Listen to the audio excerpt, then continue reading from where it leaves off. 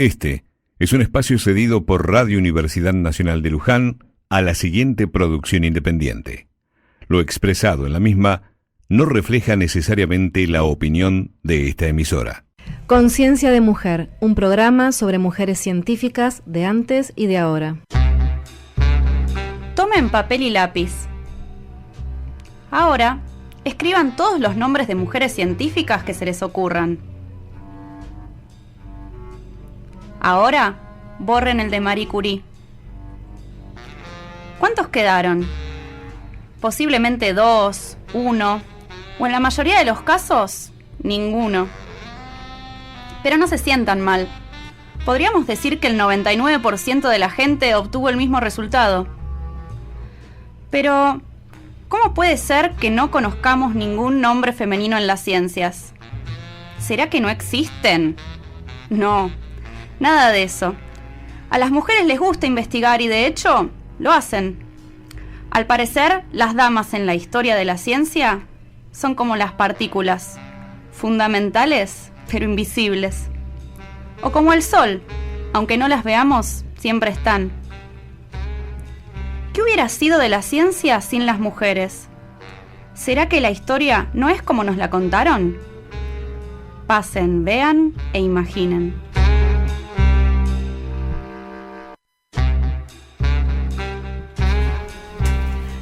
Buenas tardes a todos y a todas, bienvenidos al segundo programa, este nuevo programa de radio dedicado a las mujeres de ciencia de antes y de ahora.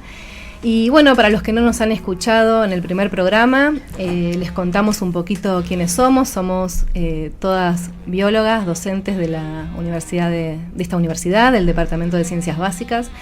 Y quisimos hacer un programa de radio dedicado a contarles cosas, ideas, descubrimientos, investigaciones que llevaron adelante mujeres y que por ahí no se conocen, que han sido invisibilizadas a lo largo de la historia. Algunas son más conocidas, otras menos conocidas. Y bueno, queríamos ponerlas en valor, particularmente del área del campo donde nos movemos, que es el área de las ciencias exactas y naturales, pero desde ya aprovechamos para saludar y homenajear a todas las mujeres que quieren dedicarse a la investigación científica. ¿Cómo andan, chicas? Aprovecho para saludarlas. Hola, ¿qué tal? Buenas tardes. Buenas. Y bueno, recapitulando un poco de qué se trata este programa, lo que vamos a hacer es hablar de una investigadora en particular. Nuestro primer programa fue dedicado a Lynn Margulis. Y en esta oportunidad, ¿de quién vamos a hablar, Ana? ¿Qué tal? Hola, vamos a hablar de Rosalind Franklin, quien fue una mujer central para desentrañar la estructura del ADN, y les voy adelantando que no fue galardonada por este hecho. Mira vos. Y bueno, después también tenemos algunas cosas interesantes, datos científicos, anécdotas, y también tenemos una invitada especial, Cintia Acuña, que es egresada de esta casa. Hola, Cintia. Hola, ¿qué tal? Ya está con nosotros. Así que tenemos eso y bueno, algunas otras cosas más. Aprovechamos para comentarles que no lo teníamos en el primer programa, pero ahora sí contamos con un correo electrónico para los que quieran contactarse con nosotras. Es radioconcienciademujer@gmail.com. Y también nos hicimos un Instagram, porque ahora no se puede sin las redes sociales. De hecho, creo que estamos transmitiendo en vivo. Estamos en vivo. El Instagram es Radio Conciencia de Mujer. Así que, bueno, ahí también pueden contactarse. Bueno, y nos largamos, no sé si quieren decir algo más. Repercusiones del primer programa tuvimos. ¿Quién recibió comentarios? Sí, algunos compañeros, algunos alumnos. Sí, todas buenos comentarios al respecto. Buenos augurios, la verdad que parece que gustó. Y bueno, de a poquito vamos a ir mejorándolo, porque la verdad que decíamos el primer día que no somos expertas, ninguna de nosotras, así que... Hubo también pedidos de hacer un programa sobre Rosalind Franklin, así que hoy le estamos cumpliendo el sueño a alguien. Muy bien. Lo pedís, lo tenés, es así, instantáneo. Sí, pueden mandar pedidos de alguna biografía de alguna científica si quieren. Pero ¿les parece? ¿Largamos? Dale, larguemos. Bueno, yo hoy les voy a hablar, como dijimos, de Rosalind Franklin. Primero voy a dar algunos datos de su vida y después nos vamos a adentrar a qué hizo por la ciencia. Rosalind nació en Londres en el año 1920. Ella pertenecía a una familia acomodada, su papá era banquero, y vivían en Londres, era una familia judía. Ella, sus estudios secundarios los hizo en una escuela para señoritas, St. Paul, en donde la prepararon excelentemente en las disciplinas de la ciencia, y al terminar ella quiso estudiar física y química. Y paradójicamente su padre no quiso, paradójicamente digo porque su padre era un hombre muy progre para esa época, porque defendía los derechos del trabajador, refugiaba a judíos exiliados de la guerra, y uno de los tíos de Rosalind, hermano de su padre, apoyaba fuertemente el movimiento de las sufragistas. Y sin embargo, su padre pensaba que las mujeres deberían dedicarse a las tareas de la casa. Entonces no quiso que ella estudiara. Ella, como era de carácter muy decidido, decidió presentarse una beca para estudiar en la Universidad de Cambridge. Y bueno, efectivamente logró entrar a la Universidad de Cambridge, estudió física y química, y ella, tras graduarse, pensamos que estos eran tiempos de entre Primera Guerra y Segunda Guerra Mundial, empezó a trabajar temas relacionados, digamos, que la investigación beneficiase alguna cuestión a favor de la guerra. Ella empezó a trabajar en la estructura del carbón, en analizar cómo cambiaba su estructura en el calentamiento del mismo, porque se usaba para las máscaras de gas que usaban los soldados durante la guerra.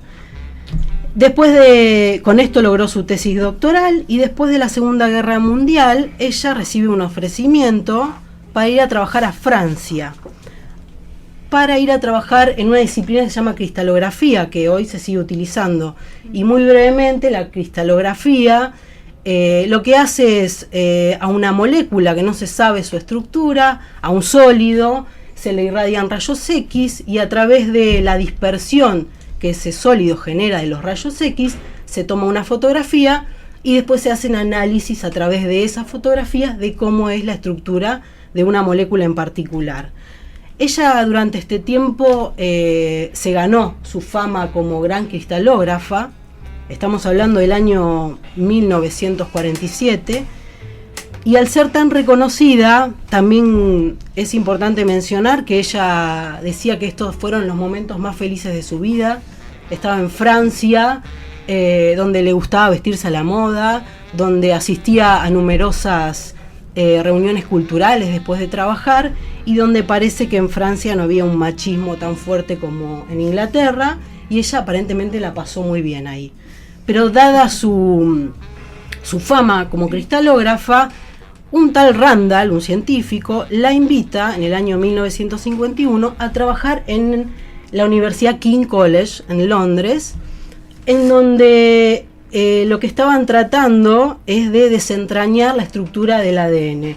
Y no recuerdo, chicas, si mencioné que era el ADN. Si bien el ADN es una palabra muy conocida, hoy en día muy difundida, básicamente es la molécula que tienen la mayoría de los seres vivos, en donde reside la información de las características de cada organismo. Y no se sabía que el ADN era el responsable en ese momento de la transmisión de la herencia, pero no se conocía bien su estructura. Se conocía su composición química, pero no su estructura. Y conocer la estructura de una molécula química biológica es muy importante para poder entender cómo funciona, ¿no? Aparte, entonces, me imagino sí, que en ese momento había muchas personas tratando de descubrir cuál era la estructura del ADN. Sí, era como si fuese la carrera a la luna. Claro. Estaba por un lado Estados Unidos y por el otro lado dos universidades muy reconocidas de Inglaterra, tratando de desentrañar esta estructura. Sí, era algo así como la carrera a la luna, o la competencia por cuando empezaron a estudiar quién era el virus que producía el SIDA, una cosa de ese estilo. Había mucha competencia en ese momento. Sí, por ahí, Ana, para decir, dentro de la biología, que es muy amplia, haber descubierto la estructura del ADN dio pie para un montón de investigaciones, para todo el área de lo que es la biología molecular. que muchas de las cosas de hoy en día parten de trabajar con el ADN. Ya nos lo contará Cintia, la invitada de hoy, pero bueno, fue realmente un antes y un después de descubrir la estructura del ADN. Bueno, y volviendo a la historia de Rosalind, ella acepta este trabajo en el King College. Y bueno, y al llegar, aparentemente acá aparece otro personaje que se llamaba Maurice Wilkins, quien iba a trabajar con ella en el laboratorio. Aparentemente este señor creía que Rosalind iba a trabajar bajo sus órdenes. La cosa era que no era así, y entonces ahí empezaron roces entre ellos dos. Y esto lo menciono, después van a entender por qué. Rosalind empieza a trabajar en la estructura del ADN a través de la difracción de rayos X. Y bueno, y ella en ese momento para mostrar su trabajo se hacían simposios y demás. Ella aparentemente era muy buena en esta disciplina, no solo en la parte técnica, sino en el análisis posterior, porque se sacaban fotografías y posteriormente se hacían cálculos matemáticos complejísimos para poder, a través de esa fotografía, interpretar cómo era la estructura de un sólido. Hoy en día dijimos que se sigue usando esta disciplina, pero por supuesto hoy se hace una difracción, se toma una fotografía que va a parar a una computadora. Esa computadora tiene complejísimos programas de análisis, y lo menciono porque en esa época esos cálculos eran a mano y la interpretación era bastante compleja. Ahí en ese entonces aparece otro personaje muy conocido por la comunidad científica, que es el señor James Watson, y otro señor que se llamaba Francis Crick. Ellos Watson era norteamericano, Crick era inglés, y ellos trabajaban en la Universidad de Cambridge en esta carrera de desentrañar la estructura del ADN. Watson y Crick no producían datos, no hacían una investigación empírica en la que producían datos, sino que recopilaban todo lo que había hasta ahora sobre el ADN y proponían alguna estructura.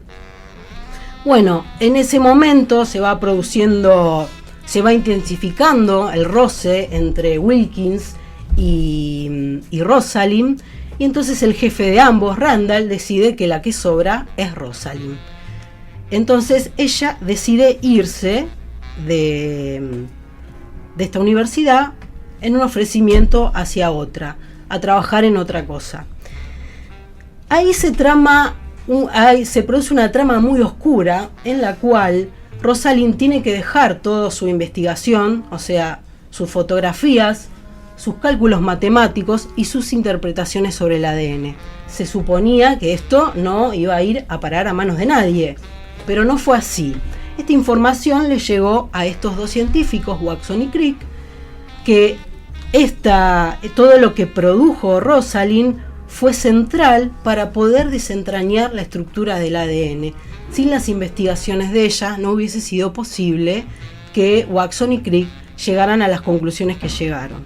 Entonces, ¿qué pasa? Ellos iban a publicar en una revista muy conocida, científica, Nature, sus resultados, pero iban a mostrar un paper en el cual no tenían ni un solo resultado, solo especulación. Y ahí es donde se produce esta trama oscura, en donde se acuerda, de alguna manera, que se publique en la misma edición los trabajos de Rosalind, que eran los que sustentaban la hipótesis de Watson y Crick. Bueno, Rosalind no supo de esto. De hecho, ella tiene un paper que nunca publicó, en donde explica la estructura del ADN, llega a la misma conclusión que Watson y Crick, y en un pie, a un costado tenía manuscrito: estos datos, mis conclusiones son concluyentes o parecidas o iguales a las de Watson y Crick. Ella había llegado por su parte, pero en la carrera de publicación le ganaron estos dos señores. Entonces, bueno, Rosalind no se quedó ahí mal por lo que le había pasado, se fue a trabajar a otra universidad y empezó a trabajar en el virus del mosaico del tabaco y posteriormente en el virus de la polio. Parece que se hizo también muy famosa por trabajar en este área. Se ve que ella era una mujer con unas capacidades impresionantes. Muy determinada, ¿no? Sí, con una personalidad muy fuerte. Bueno, la cuestión es que a ella lamentablemente le diagnostican cáncer. Y en solo 2 años ella fallece, a los 38 años fallece, y posteriormente, en el año 62, si no me equivoco, los señores Watson y Crick reciben el premio Nobel por haber desentrañado la estructura del ADN, y ni siquiera se menciona en los agradecimientos a Rosalind que ellos no podrían haber hecho absolutamente nada sin el trabajo de ella. Ella es la que hizo el trabajo duro. Y de hecho se piensa que este cáncer que adquirió tan joven fue por las largas horas de exposición a la radiación. Ella, digamos que puso su vida en esta investigación, y el galardón se lo llevan Watson, Crick y su compañero, ex compañero Wilkins. Esta historia no se sabe, nadie la cuenta, hasta que el señor Watson, que se ve que era un hombre bastante desagradable, publica un libro, un bestseller, que se llamó La Doble Hélice. En La Doble Hélice él hace un relato novelado de su descubrimiento, donde él era el héroe, y cuando la menciona a Rosalind, habla de que ella es una mujer malhumorada, fea, que no se vestía bien, que no se maquillaba, que no hacía nada para agradar a los hombres. Sus colegas Wilkins y Crick hacen críticas muy fuertes a esto.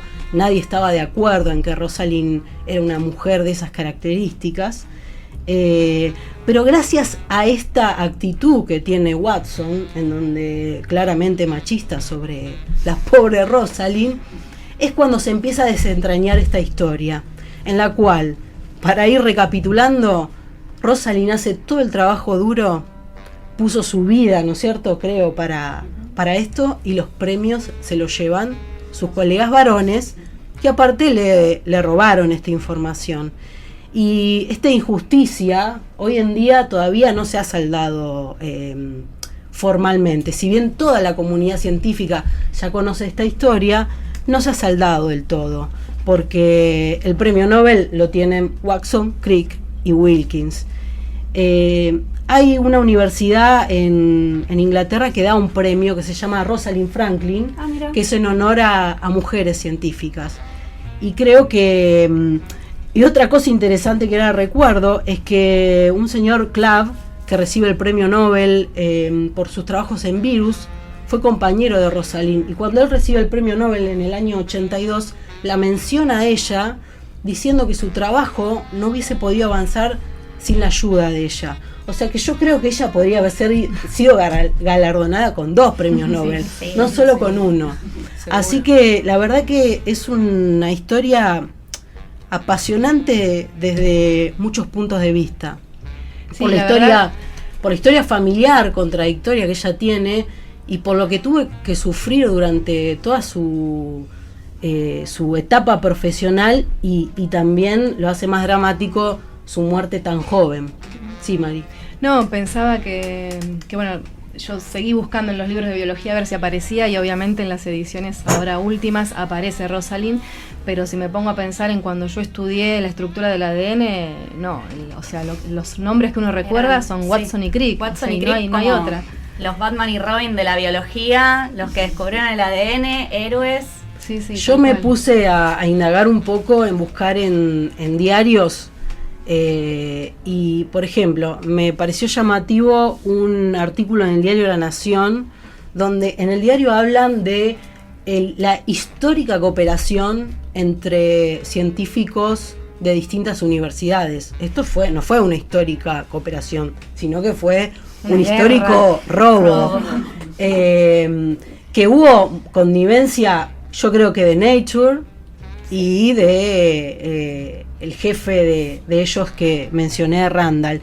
Y otra cosa interesante que encontré en un diario español es las últimas declaraciones que hace Watson en vida, como por ejemplo, él afirma que las personas caucásicas son más inteligentes que las personas negras, por ejemplo. Era claramente racista, además de machista. Y también hizo unas declaraciones muy polémicas en las cuales dijo que toda mujer debería tener derecho a abortar si supiese, no también, no era pañuelo verde. Espera. Pañuelo verde. Espera que termine la frase. Déjame terminar. En ese momento se creía que la homosexualidad estaba codificada en el ADN. Entonces él pensaba que si se descubre el gen de la homosexualidad, que si una mujer está embarazada y se hace una prueba genética y se descubre que su hijo o hija tiene ese gen, esa mujer debería tener derecho a abortar. ¿Cómo? Así que las tenía todas en serio. Era machista, homofóbico y racista. Y un premio Nobel y ladrón de ideas. Por favor, qué combo. Códigos, ninguno. No. Y bueno, esto genético. esta historia muy brevemente contada, está en muchos libros. Hoy se sabe bastante. Hay un documental muy interesante en YouTube que se llama La Foto 51. Sí. Es la famosa foto que sacó Rosalind Franklin, a partir de la cual la foto robada. La famosa foto robada. Y además de querer contar la historia de una mujer que realmente nos parece a todas que fue impresionante su carrera, su desempeño y bueno, todo lo que sufrió, esta historia se concatena o se relaciona a algo que Caro nos va a contar en breve, que se llama el efecto Matilda. Sí, efectivamente, porque bueno, esta historia no es una historia aislada, sino que es una historia que se repite a través del tiempo un montón de veces. Y bueno, este efecto fue llamado el efecto Matilda, pero primero les quiero contar un poco sobre... Bueno, básicamente el efecto Matilda es un prejuicio que hay en contra de reconocer los logros de las mujeres científicas, generalmente atribuyendo ese trabajo a sus colegas masculinos, ¿sí? Es un concepto bastante claro, bastante simple. Les cuento un poco la historia del surgimiento de esta definición. Un sociólogo que se llama Robert King Merton investigó sobre este tema, pero en realidad investigó sobre una definición anterior que es el efecto Mateo. El efecto Mateo surge a partir de... El nombre del efecto Mateo surge a partir de una parábola que está en la Biblia, de Mateo 25, que dice: quítenle el talento para dárselo al que tiene 10, porque a quien tiene se le dará y tendrá de más, pero al que no tiene se le quitará aún lo que tiene. Complicado, dicho así. No entiendo la parábola un poco. Dicho de otra manera, básicamente es que se le dará menor consideración al que poco tiene, y al que ya ha hecho su fama se le darán todos los méritos. Hazte la fama y échate a dormir. Sí, algo así. Podría ser otra forma de decirlo. Bueno, básicamente este señor Robert King Merton describe este fenómeno, que es cuando se le da menor consideración a los trabajos y a las obras de escritores o de científicos o de artistas que son poco conocidos, en comparación con los trabajos similares en importancia de otros ya consagrados o famosos. ¿Le suena esto en algún ejemplo? Por ejemplo, haciendo como ciencia. El trabajo de un becario en realidad se lo lleva, los laureles se los lleva su director. Exacto, ese es un ejemplo. Puede ser. Otro ejemplo es cuando un autor, un científico latinoamericano quiere publicar sobre algún tema que esté en boga en una revista y compite contra científicos del primer mundo, y trata de publicar, los dos tratan de publicar en Nature, por ejemplo. ¿Quién va a publicar en Nature? El latino. Sí, el latino, seguro. Probablemente publique primero el europeo o el estadounidense. Acá, yo trabajando en ecología de arroyos, vi algunos ejemplos de esto, donde tratábamos de describir cómo eran los arroyos de la llanura pampeana, y hasta que no vinieron europeos a describirlos y a publicar papers sobre ellos, nos costó mucho describirlos en trabajos científicos, diciendo que, bueno, que estos arroyos no son iguales que los europeos, lo cual es bastante obvio, ¿no? Bueno, estos son todos ejemplos de el efecto Mateo. Este señor sociólogo Robert King Merton, en 1968 dio a conocer el efecto Mateo en la revista Science, ¿sí? Publicó su famoso artículo. Y para definir y acuñar ese término, el sociólogo se basó en un trabajo anterior que existía, ¿no? Él claramente publicó en Science y se llevó todos los méritos de este efecto Mateo, pero él para hacerlo se basó en el trabajo de otra persona. ¿Se pueden imaginar quién? ¿De quién es esa persona que estamos hablando? Esa persona se llama Harriet Zuckerman, una mujer que trabajaba en su laboratorio. Chan, chan, chan. Pará, si entendí bien, este señor que acuña el efecto Mateo, Sí, el trabajo lo ejecutó él mismo. Qué pero paradójico. este efecto lo describe su becaria Claro. y él lo publica como propio. Pero Exactamente. la nombra su becaria seguramente. No, la menciona en los Sí, no. agradecimientos, No, claro, sí, no. claramente. Y no solo eso, sino que finalmente se casa con ella. Ellos Nah. terminan casados en matrimonio. Bueno, en la década de los 60, Harriet Zuckerman hizo toda una investigación doctoral sobre el efecto Mateo, investigaba las características de la élite científica, para ello hacía entrevistas a científicos estadounidenses que habían ganado el premio Nobel y les preguntaba qué sentían al respecto de esto, si lo habían pensado, y muchos de ellos reconocieron que para llevar a cabo sus laureadas investigaciones habían trabajado codo a codo con jóvenes investigadores que ellos después esos aportes habían sido determinantes, pero que después los laureles claramente se los llevaban los científicos importantes, ¿verdad? Bueno, la comunidad científica no les daba mérito a los becarios, a los pasantes, a los investigadores de poca monta, y todo el mérito se lo quedaban ellos, y bueno, finalmente Harriet Zuckerman concluyó que la menor visibilidad de los científicos e investigadores con menor adjudicación de méritos se debía a las relaciones estructurales que se imponían en los grupos de investigación. ¿Sí? No quedaba otra. Claro, es así. Bueno, todo esto fue compartido, ella defendió su tesis en el 65 y los resultados fueron fundamentales, obviamente, para que Merton identificara, explicara y definiera el efecto Mateo. Sin embargo, el trabajo de Harriet no fue reconocido públicamente por el sociólogo, excepto porque la hizo su esposa, ¿no? Claro. Ese fue el premio de Harriet. Vaya reconocimiento. Wow, sí, la verdad que se quedó hecha ella, se quedó hecha. Y bueno, no venimos a la universidad para eso, Claro, para buscar marido. sí, efectivamente, bueno, ella lo logró. Se doctoró y consiguió un marido. Claro. Bien por ella. Bueno, nada, y basta de chistes. 25 años después de esto, en el 93, una historiadora de la ciencia que se llama Margaret Rossiter sacó a la luz lo ocurrido en el transcurso de la definición del efecto Mateo y aprovechó para definir otro efecto, que es este efecto Matilda, que ella en realidad nombró efecto Harriet Matilda, pero trascendió solo Matilda. Este efecto Matilda es un prejuicio en contra de reconocer los logros de mujeres científicas, atribuyendo su trabajo frecuentemente a colegas masculinos, como lo había dicho recién. Y esto tiene que ver con un olvido consciente y sistemático que sufren las aportaciones de las mujeres científicas e investigadoras. El efecto Harriet Matilda, Harriet ya sabemos por quién era, por esta mujer que hizo su doctorado en el efecto Mateo, y el nombre de Matilda tiene que ver con que fue la primera vez que una mujer, que alguien describió el efecto Matilda, sin ponerle ese nombre claramente. En 1883, Matilda Jocelyn Gage, una sufragista y abolicionista, en su ensayo La mujer como inventora, definió que muchas veces lo que sucedía era que los hombres se llevaban los créditos de las mujeres por los textos.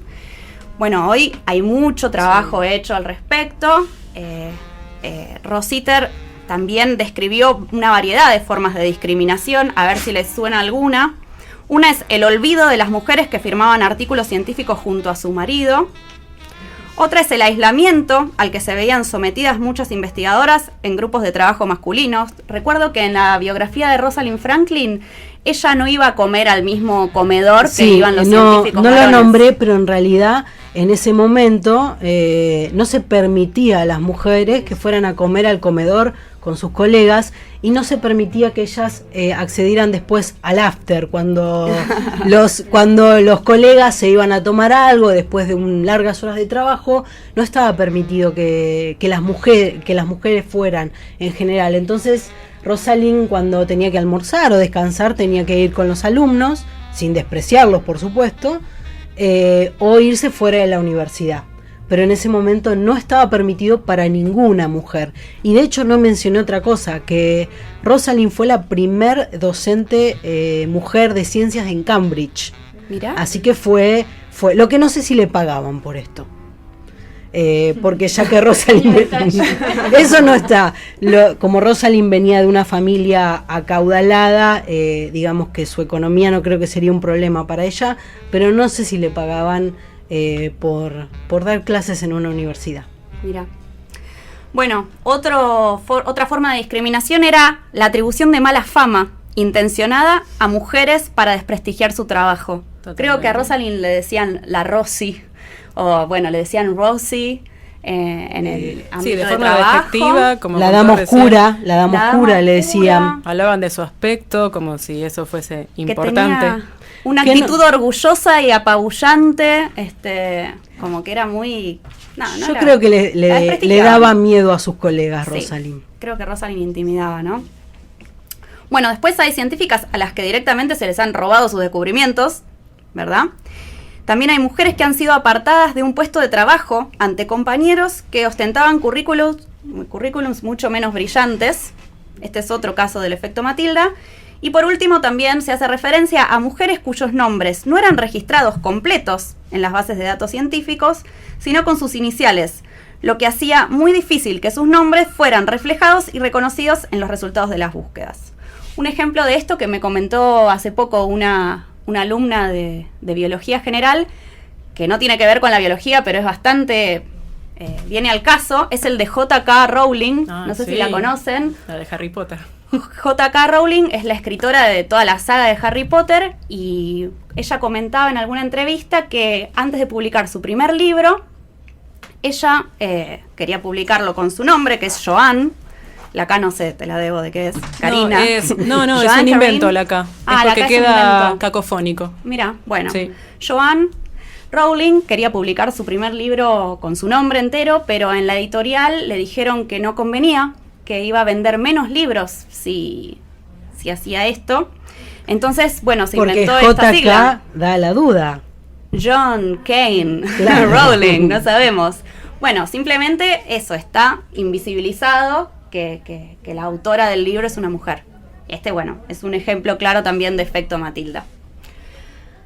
Bueno. Bien. ¿Cuántas cosas? Vamos para tenemos música preparada para hoy también. Tenemos música preparada. Pronto ya va a venir nuestra invitada. Tengo muchos ejemplos para dar del efecto Matilda. Y tengo un ejemplo que es argentino. Eso sería interesante. Les cuento, bueno, el primero que ya hablamos hoy es obviamente Rosalind Franklin, cuyo trabajo fue clave para el entendimiento de la estructura de la doble Perdón, hélice. Caro, quiero decir que estamos teniendo una llamada en vivo. Están llamando a nuestro programa, por eso esto es muy importante. Esto es Tenemos único. Una llamada. Esto Sí, es Caro. único. La primera Sí, vez Caro. que sucede en vivo y en directo para usted. Y en el vivo de Instagram tenemos 2 personas. Increíble. Gracias por seguirnos.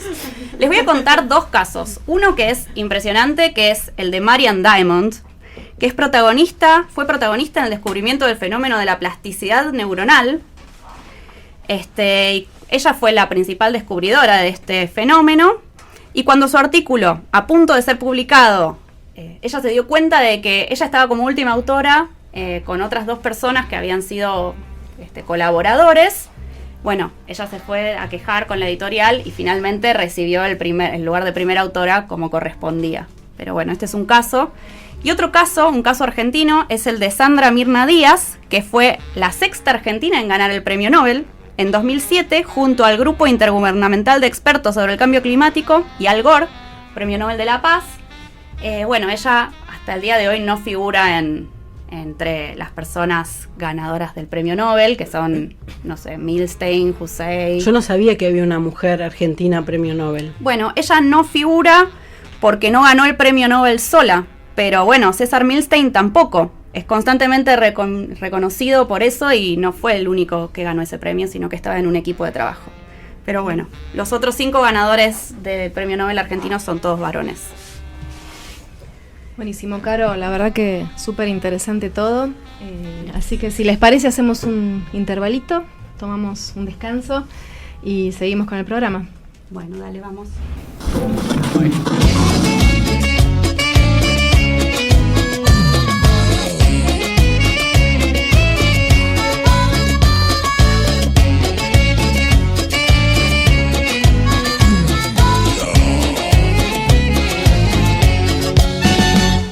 Somos las megas ardiendo, somos la rabia y la voz. Hemos venido a cantaros que se acabó la opresión. Somos el eco que rompe toda verticalidad. Siguen soplando los vientos de osadía y libertad. No voy a guardar silencio, no he nacido para callar. Ocupemos los espacios que no quisieron negar. No soy madre por defecto, ni he nacido para esperar. Deconstruyo los cimientos del sistema patriarcal.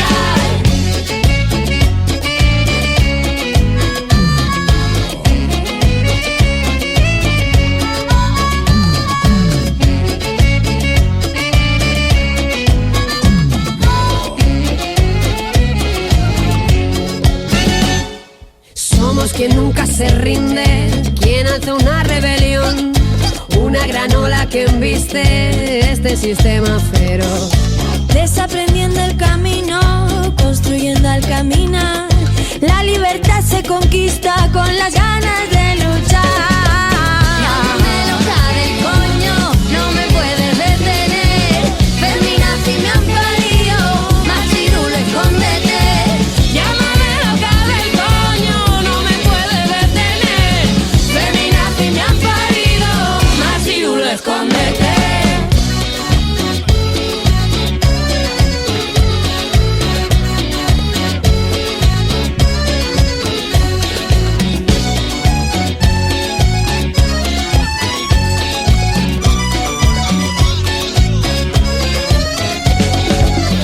Las otras, las que no importan, las silenciadas, las rotas, las buenas, las peores, las heridas, las locas, las raras, las otras. Somos la rabia de nuestras asesinadas, somos la ira y la alegría de nuestras hijas, somos las nietas de las brujas que quemasteis, somos la daga en vuestro cuello, somos la sabiduría de las mayores, somos las que decidieron importar, somos la venganza y la risa y el abrazo y el grito colectivo de las hermanas. Nos hemos reconocido entre nosotras y hemos identificado al enemigo, nos hemos dado la mano y la palabra, queremos lo que es nuestro y lo queremos ahora. Queremos poder ser, queremos libertad. Somos una, somos todas. Llámame loca del coño, no me puedes detener. Feminazi me han parido, machirulo escóndete. Llámame loca del coño, no me puedes detener. Feminazi me han parido, machirulo escóndete. Machirulo escóndete, machirulo.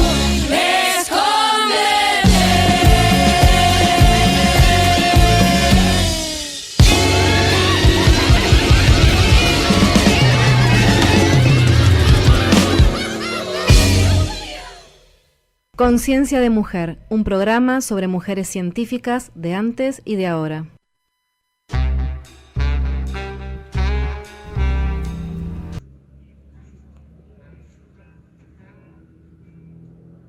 Hola a todos, seguimos con el programa Conciencia de Mujer.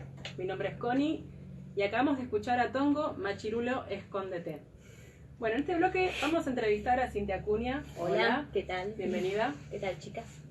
Buenas. Ella es licenciada de la UNLU, Así es. doctora en biología de la UBA, De la UBA, sí. investigadora del INTA Del INTA.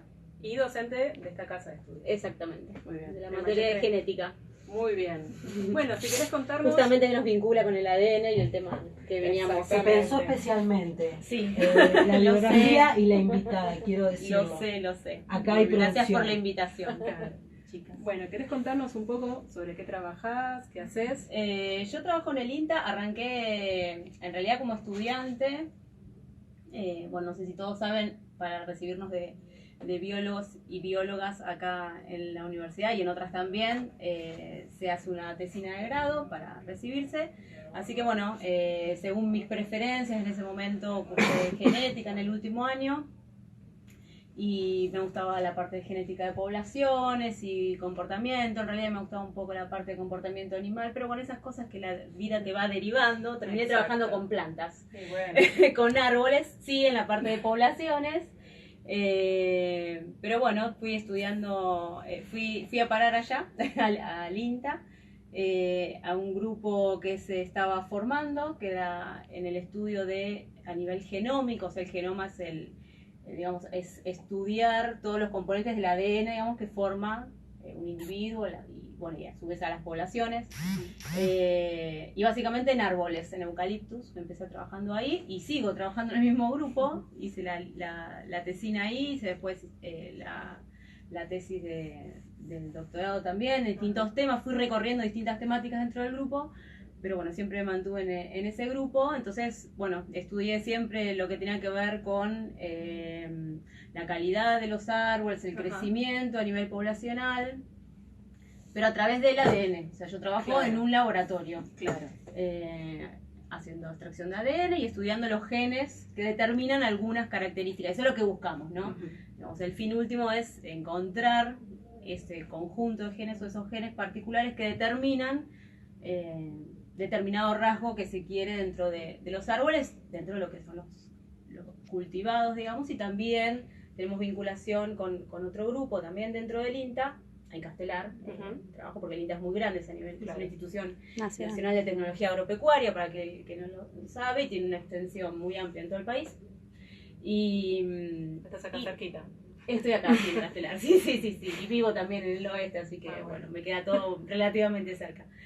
Y también está un grupo, colaboramos también y trabajamos hace muchos años con un grupo que trabaja en la parte de conservación de forestales nativos también, ¿no? Del país. Súper interesante.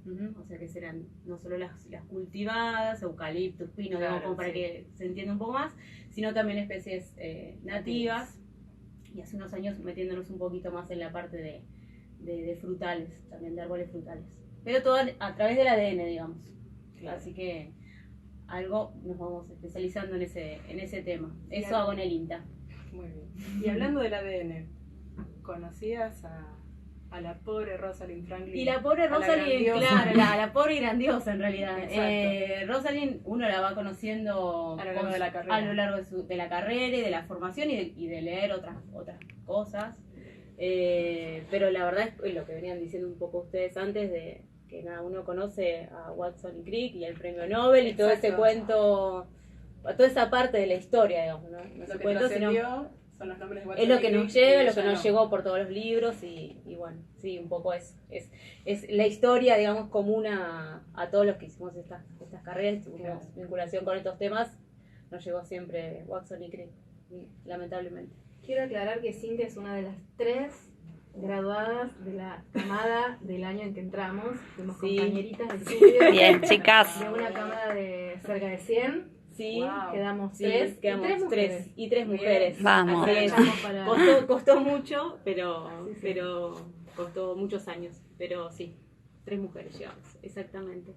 Bueno, y hablando de haber estudiado acá en la UNLU, ¿cómo fue estudiar acá? ¿Por qué elegiste la carrera? ¿Si te gustó desde siempre la biología o fue...? Sí, desde chica siempre, bueno, nos gustan, o sea, me imagino que a todos los bichos, animales, pasé por mi momento de querer ser veterinaria. Bueno, primero cuando era chica obviamente quería ser maestra y bueno, y siempre, y en realidad siempre estuve vinculada a la docencia de alguna manera, a distintos niveles. También di en lo que era la secundaria básica, di muchos años clases también de biología, en terciarios, y bueno, en la universidad siempre casi. Así que sí, me gusta mucho la parte docente. Bueno, después quise ser veterinaria, pasé por la medicina hasta que me contaron lo que eran algunos trabajos prácticos y decidí que rotundamente no era lo mío. No. Y después, sí, digamos, me gustaban los bichos, pero verlos en su ambiente natural, más bien en el comportamiento. Ya eso, andar haciendo disecciones y esas cosas no me gustaba mucho. Definitivamente no. Y me acuerdo que el clic, bueno, pasé obviamente, cuando me terminé de decidir, lo que me gustaba era lo que les gusta a la mayoría, que es biología marina. Obviamente. El clásico. El clásico. Sí, exactamente. Y de hecho hice un intento de estudiar En realidad empecé el primer año acá. Mariela conoce toda la historia porque nos conocemos desde los primeros días de la universidad, no vamos a decir qué año, pero no, años. Y bueno, yo quería estudiar biología marina, así que hice un intento, fui a Mar del Plata. Wow. Me anoté, empecé allá. Bueno, eran épocas no muy diferentes a las de ahora, pero había mucha crisis también y no se conseguía trabajo. Yo tenía que ir a estudiar y a trabajar allá. No lo conseguí, así que me volví. Y después retomé acá y seguí acá, biología. Y bueno, y acá estamos. Esa fue un poco la carrera. Y sí, ¿cómo fue estudiar acá? Fue costoso. En realidad entré a esta universidad y me enamoré de la universidad. Fue muy linda, muy tranquila, digamos. Pero bueno, fue duro. Fue difícil, había que meterle mucha energía.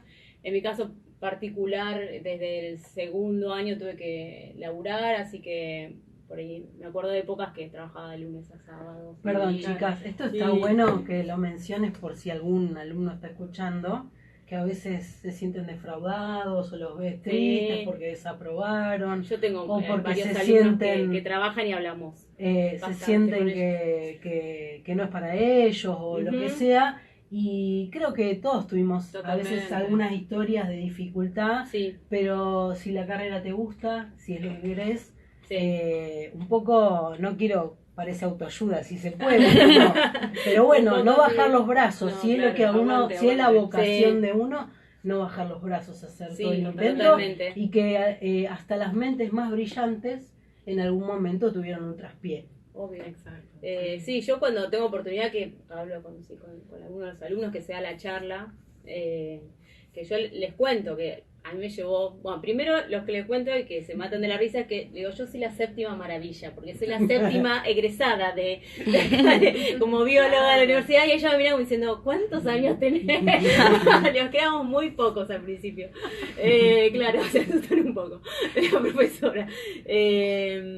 Y nada, a mí me llevó 10 años recibirme, me llevó casi el doble de lo que es el programa, pero bueno, yo les cuento que trabajaba, que a veces trabajaba todo el día y me venía de Capital que trabajaba y cursaba una materia, porque no hay todos los horarios tampoco, y bueno, digamos, uno lo va haciendo los ponchazos. ¿Y tenías hijos cuando hiciste la carrera o tuviste después a tu hijo? Durante la carrera no, pero a eso iba. Yo hice el doctorado con mis dos niños. Durante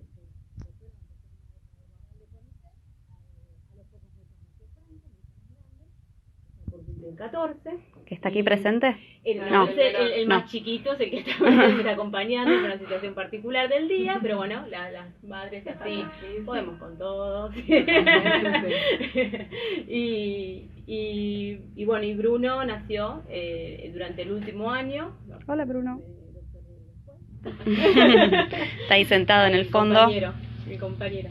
Y bueno, no es fácil. Se puede, no es fácil, pero bueno. ¿Cómo fue hacer un doctorado que ya bastante difícil es solito? Más difícil que la carrera. Sí, es complejo. Sí, es complejo. No es fácil. Me atrasé un año más, obviamente, pero bueno. Y es duro. Y la verdad que, bueno, dentro, por ejemplo, en esa época, cuando yo lo hice, todavía no estaba en el CONICET esa licencia claro. que te dan en el caso de que tengas un niño o una niña durante el doctorado, te extienden un plazo más, 3 meses más, igual no es mucho más, pero te contemplan, digamos, ese tiempo en el que uno se tiene que ausentar sí o sí de sus actividades, de su trabajo. Bueno, en esa época no estaba, pero digamos, esas luchas, digamos, costó mucho tiempo. Que necesitáramos una licencia.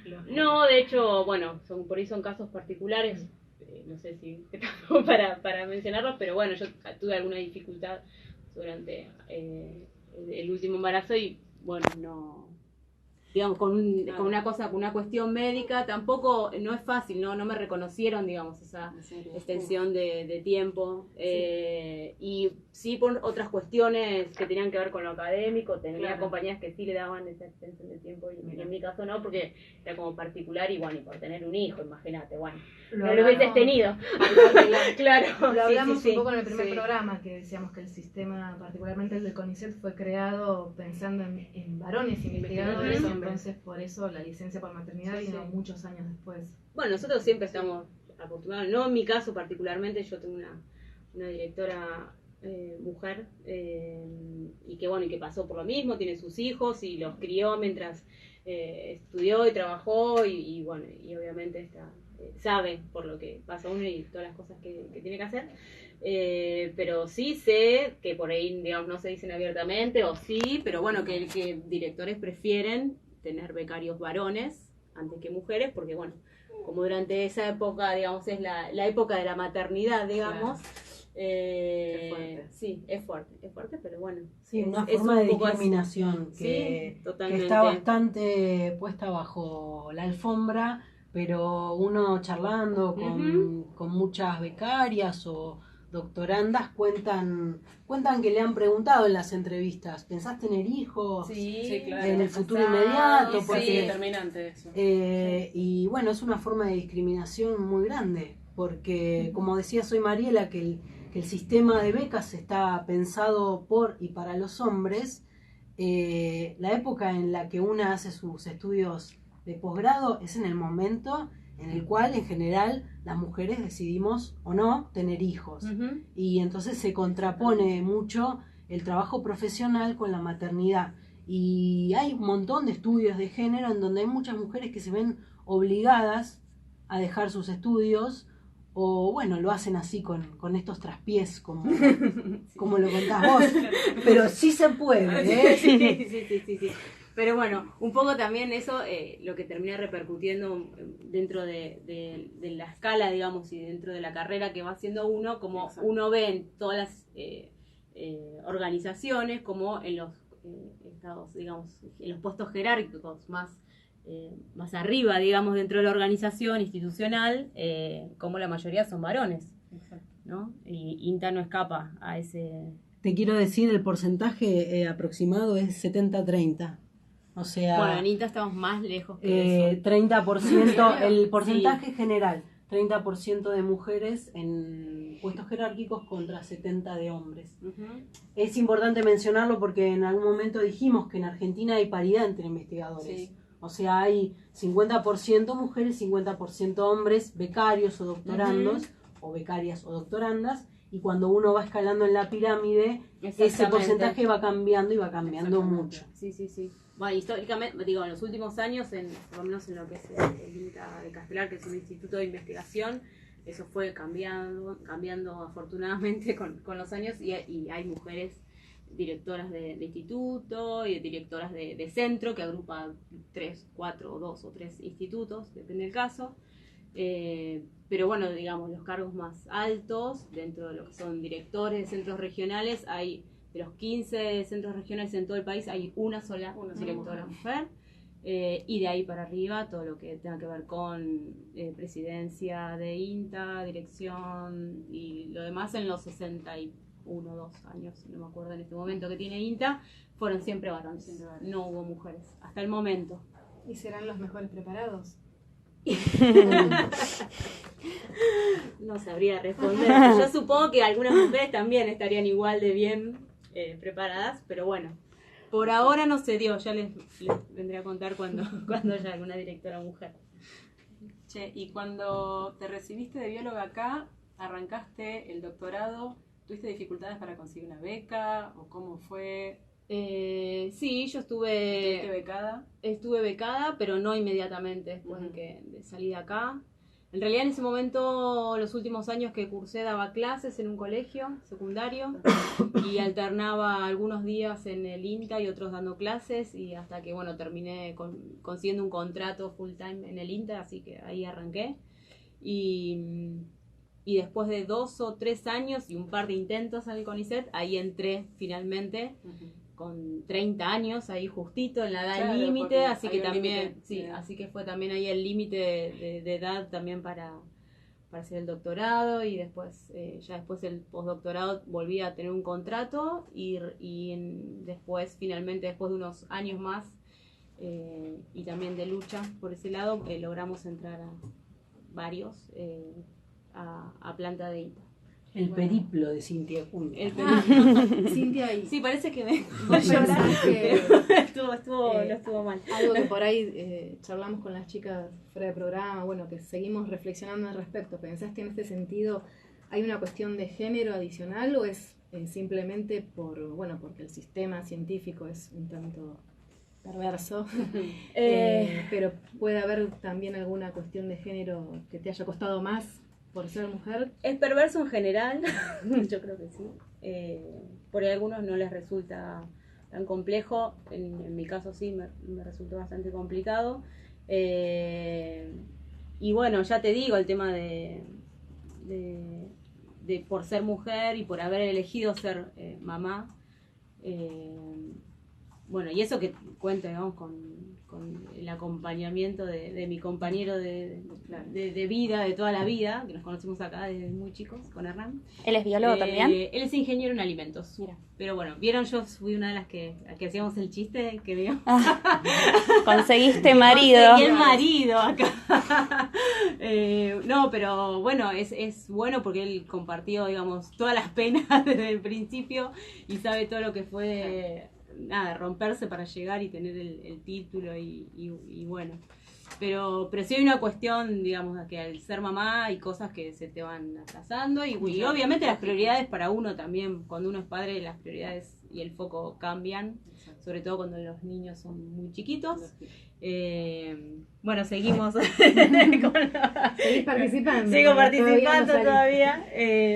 pero bueno, esas cosas sí, yo creo que objetivamente pensándolo, uno se atrasa en la carrera y si pensás que, dice, bueno, por ejemplo, el tema de que te da puntaje y cierto prestigio hacer una estadía en el exterior. Sí. Y bueno, y hay veces que se puede, hay veces que no se puede o no se quiere, y uno tiene una historia, hay una organización familiar que a veces lo puedes hacer, a veces no, y a veces está mal visto, y bueno, en realidad eso sí, yo me siento un poco la discriminación ahí, en ese sentido. Sí, porque estás entre la madre abandónica, si Claro. decidís irte 3 meses a Europa. Claro, no, impensado.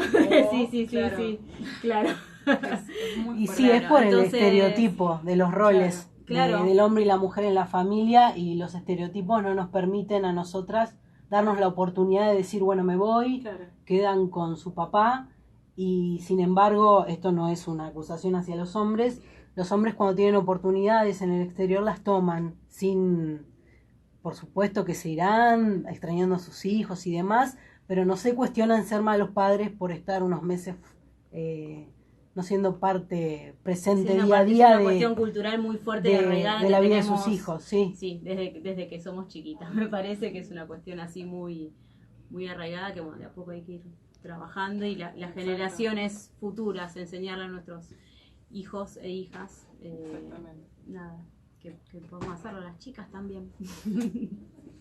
Bueno, Cintia, muchísimas gracias No, por favor. participar. Gracias. Yo quiero Muchas decir gracias. que Cintia Acuña, aparte de todo el título que tiró, además de que habló de su carrera angustiosa, ella es una científica reconocida, no lo dijo, ella no se agranda, además es una excelente compañera de trabajo, tuve el placer de compartir una asignatura con ella, fue mi jefa, Mira. una excelente jefa, y además tiene dotes artísticos. Ay, no. ¿Sí? No lo voy a decir, pero Cintia, además de quiero ser una saber ahora. científica, una madre, Vas a poner canta, colorada. toca instrumentos Vas a poner y lo hace muy bien. Así que yo En quiero decir, próximas ediciones. ha sido un placer para mí también No, por favor. No tenerte te acá. encantó. que tenés que cantar la canción Sin presión, sin presión. Bueno, la próxima. Bueno, y una gran amiga. Bueno, Muchísimas gracias. a ustedes. Gracias. A ustedes. Gracias por Bueno, la se invitación. nos acabó el tiempo, chicas, así que nos volveremos a ver en el próximo programa, que todavía no definimos cuándo, pero bueno, nos pueden seguir por Instagram, ya avisaremos, y les agradecemos a todos los y las oyentes que estuvieron compartiendo con nosotros, y bueno, Bueno, un anuncio más para hacer es que ahora el 28 de junio a las 17 horas en Plaza de Mayo está la Marcha del Orgullo Trans Travesti, que bueno, ya que hablamos siempre de cómo las mujeres estamos invisibilizadas en el mundo científico, para hablar de gente que está invisibilizada, la gente trans y travesti está bastante invisibilizada, así que bueno, el viernes hay una marcha a la que estamos todos, todas y todes invitados para participar, así que bueno, anuncio parroquial, y ya hicimos algunas imágenes de los libros que siempre recomendamos y que usamos un montón para informarnos nosotras y para poder hacer este programa. Y qué más, que no se olviden de seguirnos, Radio Conciencia de Mujer, @gmail es nuestro mail, y @Radio Conciencia de Mujer es nuestro Instagram, por el que estamos transmitiendo en vivo ahora. Adiós. Nos vamos, muchas gracias. Hasta la próxima. Papel y lápiz. Escriban todos los